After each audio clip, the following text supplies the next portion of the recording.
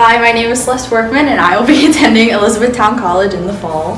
And I am majoring in biology with a focus on pre-medicine. I got an academic scholarship for $32,000 a year, which is pretty nice. It's about 35 minutes away, so it's pretty close to home still, but it feels like I'm not in York County, which is what I wanted. I'd like to thank my mom and dad just for encouraging me to pursue such a challenging field and just to, go with what I want to do and be passionate about biology.